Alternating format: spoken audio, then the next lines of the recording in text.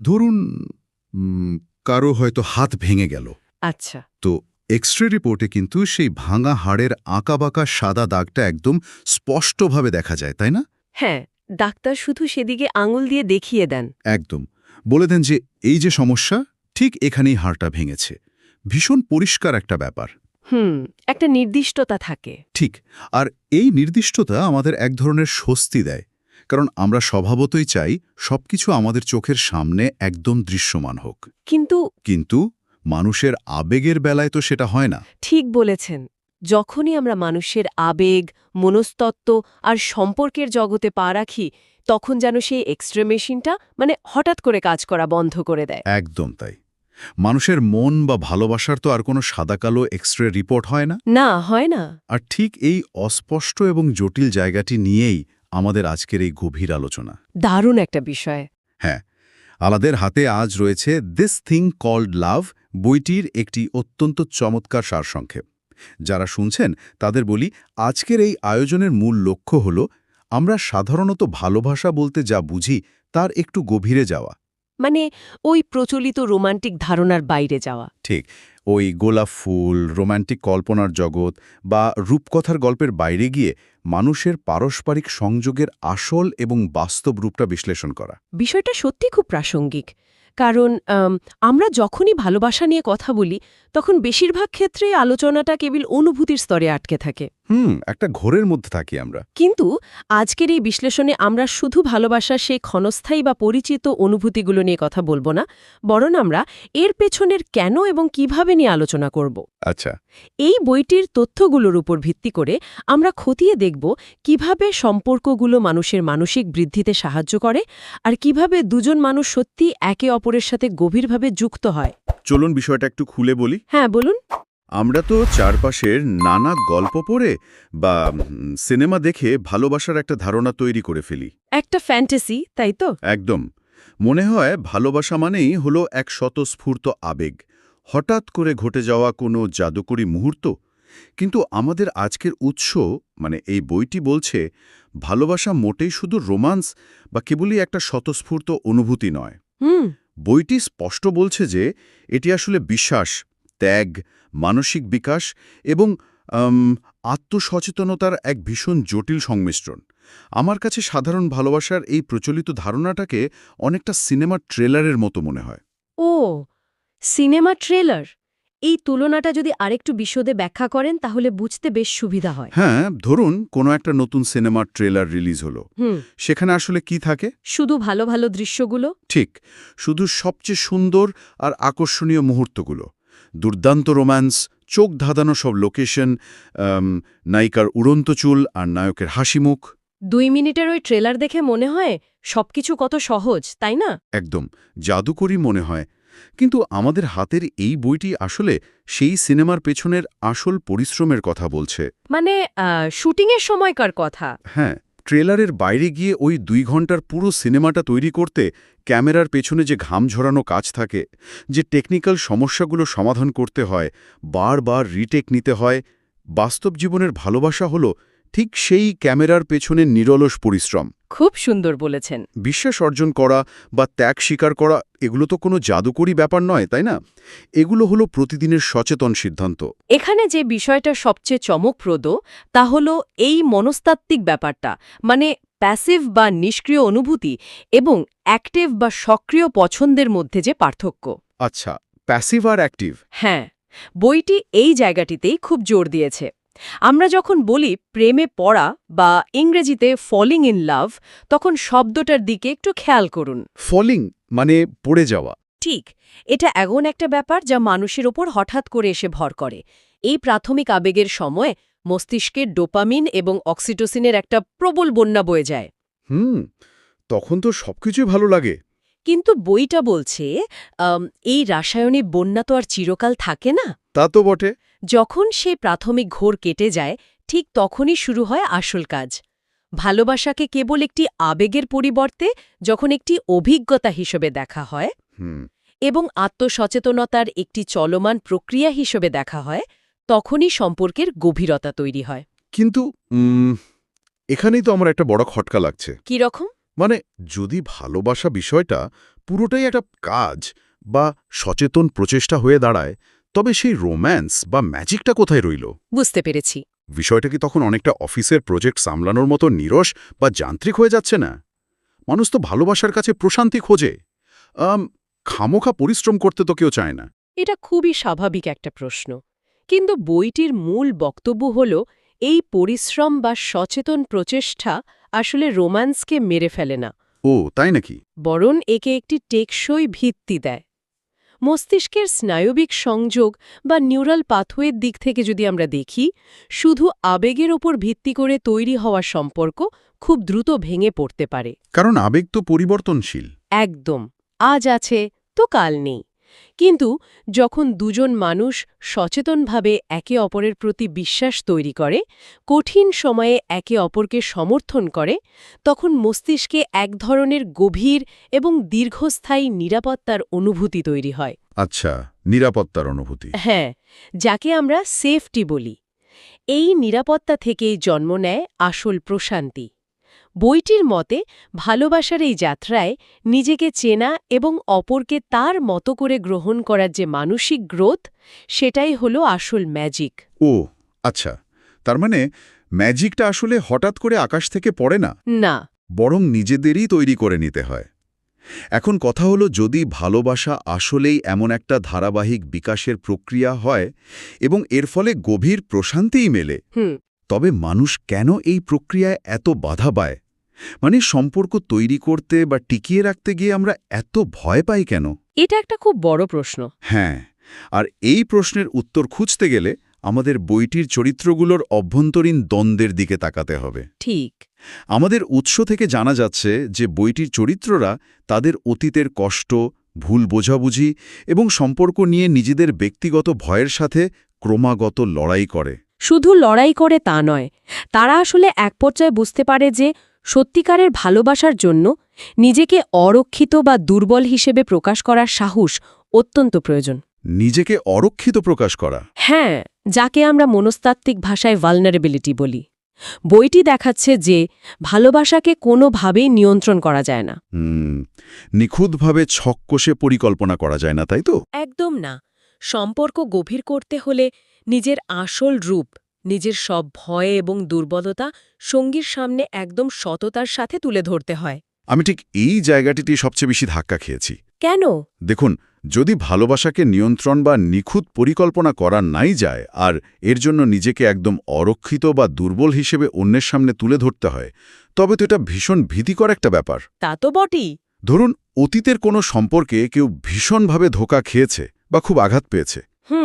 এটা তো হরহামেশাই হয়। সেই কষ্ট স্বাভাবিকভাবেই তাকে তার চারদিকে একটা সুরক্ষার দেওয়াল তুলতে বাধ্য করেছে, যাতে ভবিষ্যতে কেউ তাকে আর ওরকম আঘাত করতে না পারে। হ্যাঁ, সেলফ প্রোটেকশন। তো মানুষ যখন আগের আঘাতের কারণে এমনিতেই গুটিয়ে থাকে, তখন এই সততা বা নিজেকে দুর্বল হিসেবে প্রকাশ করার এই যে দাবি, এটা কিভাবে সম্ভব? এটা তো অনেকটা নিজের শরীরের সমস্ত বর্ম খুলে ফেলে একদম খোলা তলোয়ারের সামনে যুদ্ধক্ষেত্রে গিয়ে দাঁড়ানোর মতো ব্যাপার হয়ে গেল। এই বর্ম খুলে ফেলার তুলনাটা মনস্তাত্ত্বিক দৃষ্টিকোণ থেকে একদম সঠিক। মস্তিষ্ক ঠিক এভাবেই বিষয়টা অনুভব করে। তাই নাকি? হ্যাঁ, কেউ যখন অতীতে আঘাত পায়, তখন তার মস্তিষ্কের অ্যামিগডালা, যা আসলে আমাদের বিপদের সংকেত দেয়, সেটা সবসময় সতর্ক থাকে। আচ্ছা। নতুন কোনো সম্পর্কে গেলেই মস্তিষ্ক মনে করে, সাবধান, আগের বারের মতো আবারও বিপদ হতে পারে। আর তখনই সে দেয়াল তুলে দেয়? ঠিক। এটা একটা স্বাভাবিক প্রতিরক্ষামূলক ব্যবস্থা বা ডিফেন্স মেকানিজম। কিন্তু সমস্যা হল, এই দেয়াল যেমন দুঃখ বা আঘাতকে বাইরে আটকে রাখে, তেমনি এটা আনন্দ, বিশ্বাস এবং গভীর সংযোগকেও ভেতরে ঢুকতে দেয় না। তাইলে উপায় কি? মানে এই দেয়াল ভাঙার মেকানিজমটা আসলে কিভাবে কাজ করে? বইটি কিভাবে এর সমাধান দিচ্ছে? বইটি খুব সুন্দরভাবে ব্যাখ্যা করেছে যে এই দেয়াল ভাঙার প্রক্রিয়াটা কোনো জাদু মন্ত্র নয়, বরং এটা একটা সচেতন ঝুঁকি নেওয়ার বিষয়। ঝুঁকি নিতে হবে? হ্যাঁ, নিয়ন্ত্রণ ধরে রাখার অদম্য ইচ্ছেটাকে ছেড়ে দেওয়ার মাধ্যমেই আসলে সত্যিকারের কানেকশন তৈরি হয়। বিষয়টা একটু বুঝিয়ে বলবেন? ধরুন, যখন একজন মানুষ তার সঙ্গীর সামনে নিজের দুর্বলতা প্রকাশ করে, সে হয়তো বলল, আমি খুব ভয় পাচ্ছি যে তুমিও আমাকে ছেড়ে চলে যাবে। আচ্ছা। তখন সেটা অপর দিকের মানুষটির মস্তিষ্কে একটি শক্তিশালী সংকেত পাঠায়। এই সংকেতটি হল সহানুভূতির সংকেত। ও, বুঝতে পারছি। মানুষটি তখন বুঝতে পারে যে তার ওপর বিশ্বাস রাখা হচ্ছে। এই দুর্বলতা প্রকাশ করাটা তখন আর হার মানা বোঝায় না, বরং এটি বোঝায় যে সম্পর্কটার জন্য ব্যক্তিটি এতটাই সৎ যে সে নিজের সবচেয়ে নাজুক দিকটিও দেখাতে ভয় পাচ্ছে না। অর্থাৎ দুর্বলতা প্রকাশ করাটা কোনোভাবেই অক্ষমতা নয়, বরং এটা এক ধরনের সাহস। এক্স্যাক্টলি ঠিক। বইটির একটি নির্দিষ্ট অংশের কথা যদি ভাবি, যেখানে চরিত্রগুলো বুঝতে পারে যে তাদের অতীতের এই ভয় বা দেয়াল তোলার প্রবণতা আসলে তাদের বর্তমানকে ধ্বংস করছে, এখানেই বিষয়টা সবচেয়ে আকর্ষণীয় হয়ে ওঠে। অতীতের এই ভয় বা আঘাত থেকে বাঁচতে মানুষ সাধারণত আরেকটা ভুল পথ বেছে নেয়। ভুল পথ? হ্যাঁ, দেওয়াল তোলার পাশাপাশি মানুষ মনে মনে একটা নিখুঁত বা আদর্শ ভালোবাসার কল্পনা তৈরি করে নেয়। ও, নিখুঁত ভালোবাসার কল্পনা। এই বিষয়টা কিভাবে কাজ করে বলে আপনার মনে হয়? বিষয়টা অনেকটা বাস্তবে ফটোশপ করা ছবির মতো কিছু খোঁজার চেষ্টা করার মতো। ফটোশপ করা ছবি? দারুণ তো। হ্যাঁ, ধরুন সোশ্যাল মিডিয়া আমরা যেমন ফিল্টার দেওয়া, এডিট করা দাগহীন নিখুঁত ছবি দেখি, যেখানে গায়ের রঙের কোনো খুঁত নেই, ঠিক, ব্যাকগ্রাউন্ড একদম পারফেক্ট। তো আমরা সম্পর্কগুলোর ক্ষেত্রেও ঠিক তেমন একটা নিখুঁত অবস্থার খোঁজ করতে শুরু করি। আচ্ছা। আমরা এমন একজন পার্টনার চাই যার কোনো রাগ নেই, কোনো বাজে অভ্যাস নেই, যে সবসময় আমার মনের কথা বুঝে যাবে, কোনো মতবিরোধ থাকবে না। একদম। আমরা এমন একটা সম্পর্কের খোঁজ করি যেখানে কোনো ত্রুটি নেই। মানুষ ভাবে যদি সবকিছু একদম পারফেক্ট হয় তাহলে হয়তো আর কোনোদিন কষ্ট পেতে হবে না। এই ফটোশপ করা ছবির উপমাটা খুবই দারুণ, কারণ এটি আমাদের মনস্তত্ত্বের একটি গভীর সত্যকে তুলে ধরে। কিরকম? যদি আমরা একটু বৃহত্তর দৃষ্টিকোণ থেকে দেখি, মনস্তাত্ত্বিক ভাষায় একে বলা যায় ইলিউশন অফ কন্ট্রোল বা নিয়ন্ত্রণের মোহ। আচ্ছা। মানুষ যখন ভাবে যে সে একটি নিখুঁত সম্পর্ক খুঁজে পেয়েছে বা তৈরি করতে পেরেছে, তখন সে আসলে নিজেকেই বলে সান্ত্বনা দেয় যে যেহেতু সব নিখুঁত, তাই এখানে আমার আঘাত পাওয়ার কোনো সম্ভাবনা নেই। একটা মিথ্য সান্ত্বনা আর কি। ঠিক, কিন্তু বইটি বলছে এর ঠিক উল্টো কথা। হ্যাঁ, বইটির চরিত্ররা কিভাবে এই অবাস্তব মোহ থেকে বেরিয়ে এসে বাস্তব ত্রুটিগুলোকে ভালোবাসতে শেখে, সেটা সত্যি খুব কৌতূহলোদ্দীপক। তারা বুঝতে পারে যে একটি আদর্শ বা কাল্পনিক ভালোবাসার পেছনে ছুটে বেড়ানোটা আসলে এক ধরনের পলায়ন বৃত্তি, মানে এসকেপিজম। একদম।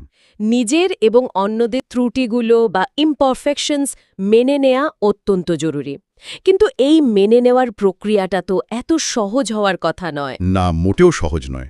মানুষ কেন এত সহজে অন্যের খুঁত মেনে নেবে? এর পেছনের বিজ্ঞানটা যদি দেখি, ত্রুটি মেনে নেবার অর্থ কিন্তু শুধু এই নয় যে কেউ বাধ্য হয়ে অন্যকে ছাড় দিচ্ছে, আচ্ছা, বা নিজের মানদণ্ড নিচে নামিয়ে আনছে। এর আসল অর্থ হল নিজের এবং সঙ্গীর সত্যিকারের সত্তাকে সম্পূর্ণভাবে গ্রহণ করা। যখন আমরা কারো নিখুঁত রূপের প্রেমে পড়ি, তখন আমরা আসলে ওই মানুষটিকে ভালোবাসছি না, বরং আমাদের মনের ভেতরে তৈরি করা একটি কাল্পনিক মূর্তিকে ভালোবাসছি। ও, দারুণ একটা কথা বললেন।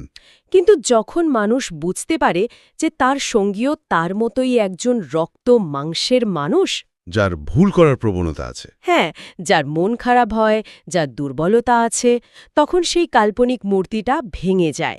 আর ঠিক সেই ভাঙা জায়গাটাতেই আসল সংযোগ বা হিউম্যান কানেকশন তৈরি হয়। তার মানে সেই নিখুঁত হওয়ার ইলিউশন বা মোহটাকে ভেঙে ফেলাটাই হলো সম্পর্ক গভীর হওয়ার প্রথম শর্ত। ঠিক।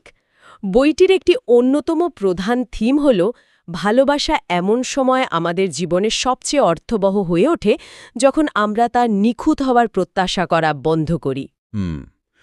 যখন আমরা ছক কষে পারফেক্ট মানুষ খোঁজা বন্ধ করি, ঠিক তখনই আসল সংযোগটা ঘটে, কারণ তখন আমরা আর আমাদের কল্পনার কোনো চরিত্রের সাথে বাস্তবের মানুষটাকে মেলাতে যাই না।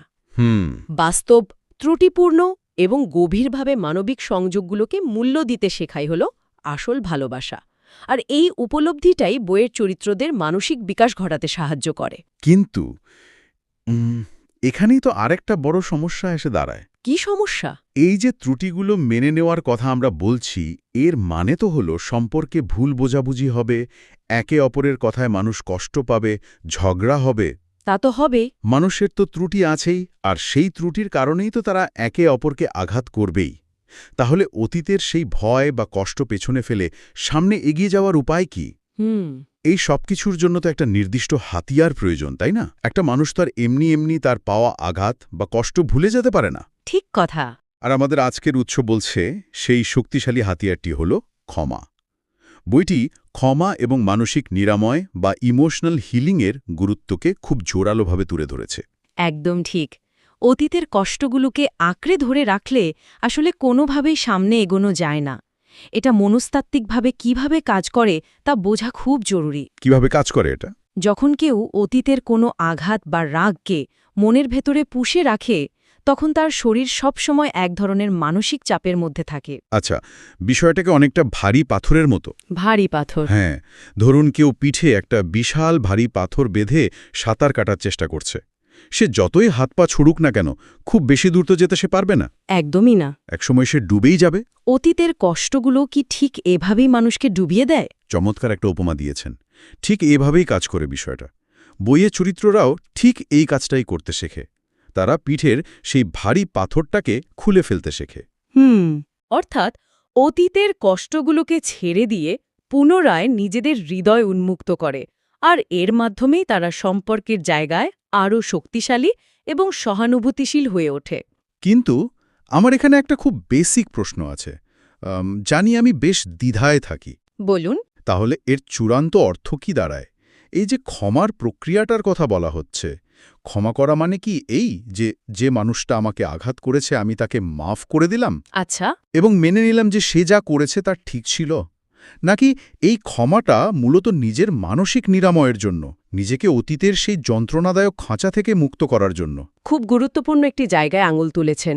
কারণ ক্ষমা শব্দটা শুনলেই বেশিরভাগ মানুষ মনে করে যে অন্য কাউকে তার ভুলের জন্য মাফ করে দেওয়া বা তাকে দায়মুক্তি দেওয়া। হ্যাঁ, সাধারণ ধারণা তো এমনই। মানুষ ভাবে ক্ষমা করার অর্থ হল আঘাতকারীর কাজটাকে সমর্থন করা। কিন্তু এই বইয়ের আলোকে এবং আধুনিক মনস্তত্ত্বের দৃষ্টিকোণ থেকে দেখলে বোঝা যায় ক্ষমা আসলে অন্য মানুষের জন্য নয়। তাহলে ক্ষমা নিজের জন্য প্রয়োজন। নিজেকে মুক্ত করার জন্য। এর মেকানিজমটা আসলে কি? মেকানিজমটা হল কগনিটিভ রিফ্রেমিং। আচ্ছা। এর মানে হল অতীতকে মুছে ফেলা নয়, বরং অতীতের ঘটনার সাথে জড়িয়ে থাকা তীব্র আবেগীয় প্রতিক্রিয়াকে প্রশমিত করা। বুঝতে পারছি। যখন কেউ কাউকে ক্ষমা করে, তখন সে আসলে বলে না যে তুমি আমার সাথে যা করেছ তা ঠিক ছিল, বরং সে বলে তুমি আমার সাথে যা করেছ সেটার কারণে আমি আর আমার বর্তমান জীবনকে নষ্ট হতে দেব না। ও, কি দারুণ একটা কথা। অতীতের আঘাতগুলোকে ছেড়ে দেওয়ার মাধ্যমেই মানুষের হৃদয় পুনরায় নতুন কিছু গ্রহণ করার জন্য বা ভালোবাসার জন্য প্রস্তুত হয়। যিনি আঘাত দিয়েছেন হয়তো তিনি নৈতিকভাবে ক্ষমার যোগ্য নন, কিন্তু যে মানুষটি আঘাত পেয়েছে সে নিজে তো শান্তিতে থাকার যোগ্য। একদম ঠিক। সেই নিজস্ব শান্তির জন্যই এই ভারী পাথরটা পিঠ থেকে নামিয়ে ফেলা প্রয়োজন। এটা একটা দারুণ দৃষ্টিভঙ্গি। তার মানে ক্ষমা করা মানে হল নিজের অতীতকে নিজের বর্তমানের ওপর রাজত্ব করতে না দেওয়া। ঠিক তাই। আর বইয়ের চরিত্রগুলোর মধ্যে আমরা দেখতে পাই ক্ষমা করার পরও কিন্তু আঘাত পাওয়ার ঝুঁকি থেকেই যায়। হ্যাঁ, ঝুঁকি তো থাকবে। ভবিষ্যতে তারা আবারও কষ্ট পেতে পারে। এটা জানা সত্ত্বেও নিজেদের চারপাশের সেই সুরক্ষার দেওয়াল ভেঙে আবার হৃদয় উন্মুক্ত করাই হল ভালোবাসার সবচেয়ে বড় শক্তি। অতীতকে তো আর মুছে ফেলা যায় না, কিন্তু সেই অতীতের ভার থেকে নিজেকে মুক্ত করে বর্তমানের ত্রুটিপূর্ণ মানুষটিকে গ্রহণ করা যায়। আর এখানেই ভালোবাসার আসল সৌন্দর্য লুকিয়ে আছে। এটি কোনো জাদুকরী সমাধান নয়, এটি একটি সচেতন এবং সাহসী যাত্রা। একদম। আজকের এই দীর্ঘ এবং গভীর আলোচনাটি সত্যিই আমাদের প্রচলিত অনেক দৃষ্টিভঙ্গি অনেকটা বদলে দেয়। হ্যাঁ, তা তো বটেই। আমাদের হাতে থাকা দিস থিং কল্ড লাভ বইটির সারসংক্ষেপ থেকে আমরা মানুষের পারস্পরিক সংযোগের যেই বাস্তব চিত্রটি পেলাম তা এক কথায় অসাধারণ। পুরো আলোচনার একটা সারমর্ম যদি আমরা টানি, সহজ কথায় বলতে গেলে ভালোবাসা শুধু কোনো রূপকথার রোম্যান্স বা কেবলই ভালো লাগার ক্ষণস্থায়ী অনুভূতি নয়। না, মোটেও নয়। এটি হলো প্রতিদিনের ধৈর্য, একে অপরের প্রতি বোঝাপড়া, নিজের দুর্বলতাগুলো মেনে নেওয়ার সততা আর পারস্পরিক মানসিক বিকাশের মাধ্যমে তিল তিল করে গড়ে ওঠা এক অত্যন্ত গভীর সম্পর্ক।